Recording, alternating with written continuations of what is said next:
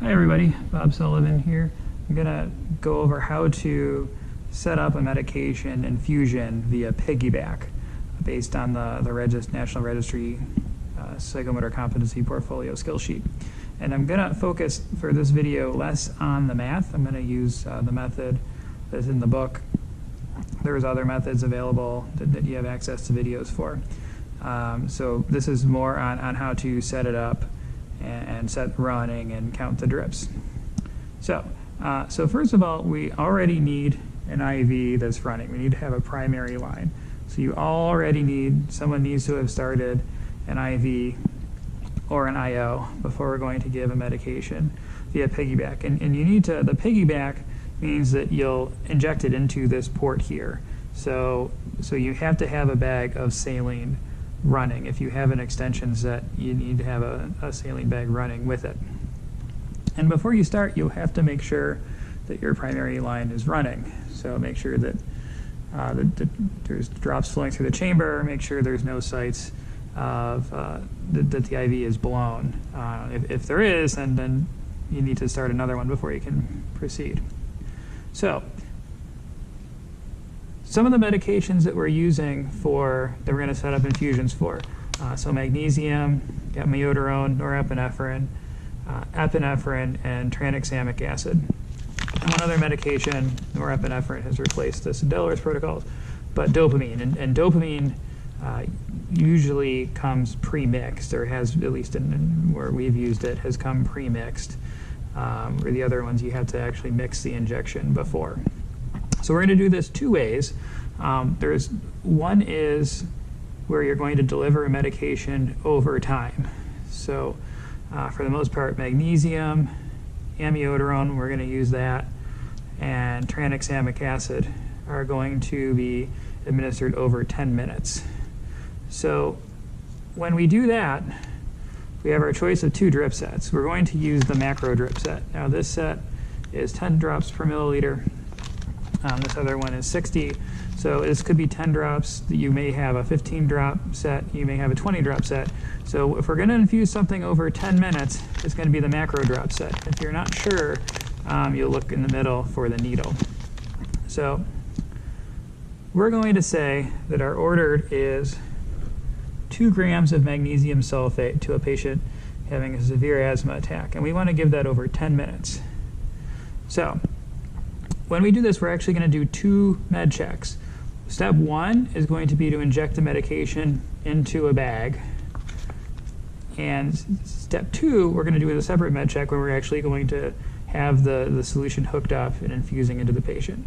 So for this one, our magnesium is packaged in 5 grams and 10 milliliters. And we're going to inject that into a 100 milliliter bag of normal saline. And our tubing is going to be 10 drops per milliliter. So to infuse this over 10 minutes, step 1 is we need to do the same process we would be doing as if we were going to inject a bolus of a medication into a patient, only we're going to solve it to put it in the IV bag. And that is our desired dose divided by our dose on hand times volume. And again, there's other ways to get to this, dimensional analysis. I'm just going to use this way for this example here. So for this, our desired dose is 2 grams, and our dose on hand is 5 grams, and our volume is 10 milliliters.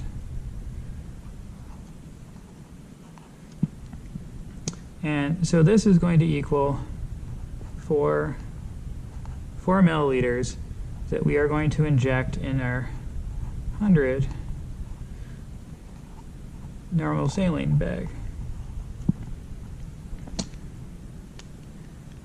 So for this, I'm going to take a 5 milliliter syringe,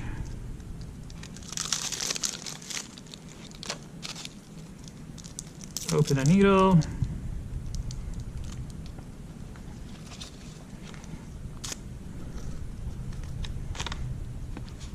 put the cap, cleanse the port, And I'm going to have, this is in a package, I would open this. But for this, we're going to open this port and cleanse it too. This is the port to add medication. I'm going to draw 4 milliliters, sharp out, pull back the plunger to 4, inject 4 milliliters of air.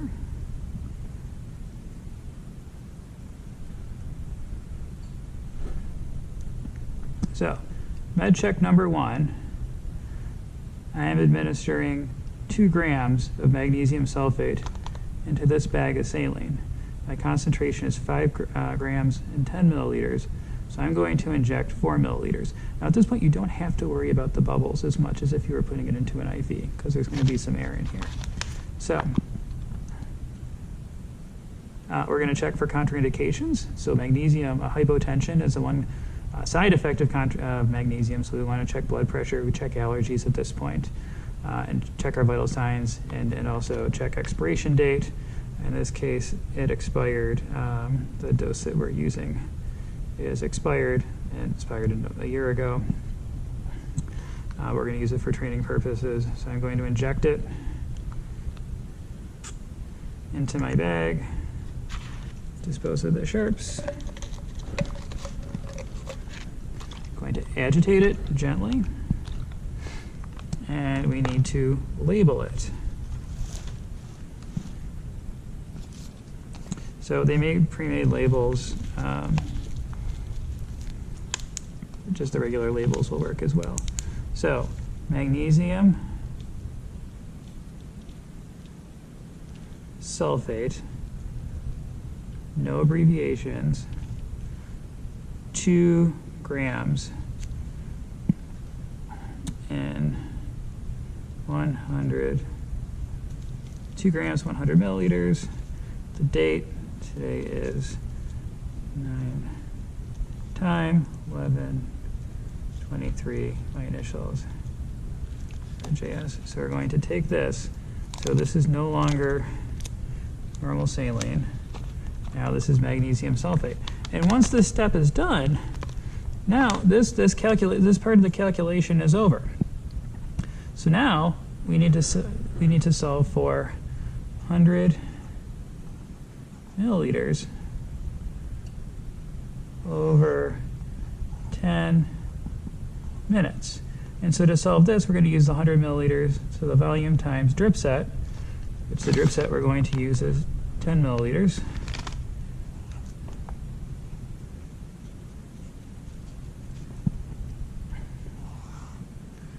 And so we can cancel this out. So what this is going to leave us with 100 drops per minute. Now, so this is good. We want to make this into something that's a little more useful. So we're going to divide this by 60 seconds. So 10 drops over 6 seconds, we can reduce that to 5 over 3 seconds. So you can do all of this before the call. I recommend doing this before doing this at the patient's side is fraught with risks. So the more that you can do this beforehand, the better. Okay, so now we're going to take our 10 drop set. Now we're going to do another med check when this is done.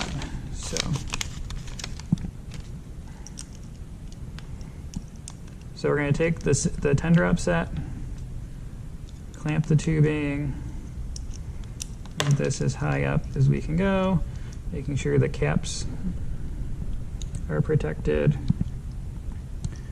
And we're going to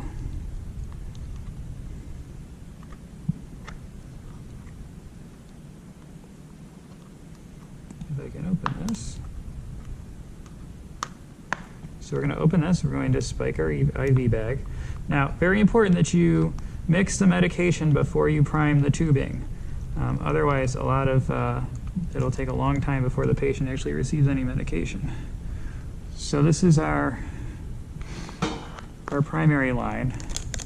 I'm going to squeeze the drip chamber, bleed it through. It takes longer. The little macro drip set, it'll take as long as your primary line. The micro drip set takes longer. So we have this flush through, no air bubbles. So your second confirmation,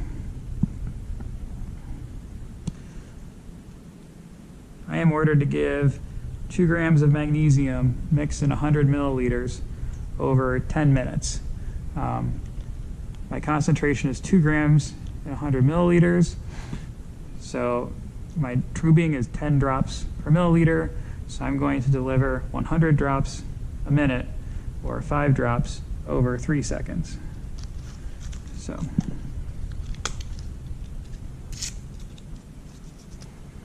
we're going to cleanse the port. Again, making sure the patient doesn't have any allergies. This is the last step, so we want to recheck blood pressure, recheck vital signs. We have this. We already made sure that our line is flowing. We're going to cut the primary line off completely.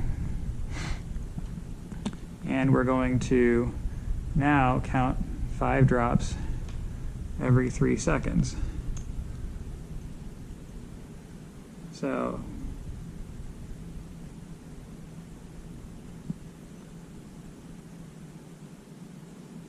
that's about 1 drop a second. Make it a little faster. So that's 5 drops every 3 seconds. So logistically, I think it makes gravity is going to affect this. If your IV is positional, I think it makes sense to wait until you get to the ambulance, if it's possible. If you don't have a pump, it's really not practical to carry this, to move the patient with this running and having it flow reliably. When you get to the ambulance, you can hang it from the ceiling, and then that'll be set for the time, for your transport time. And then, so you're also going to check for the patient for desired or adverse effects and injection around the blood site. Okay, so that's how to set up a piggyback to deliver a medication over 10 minutes.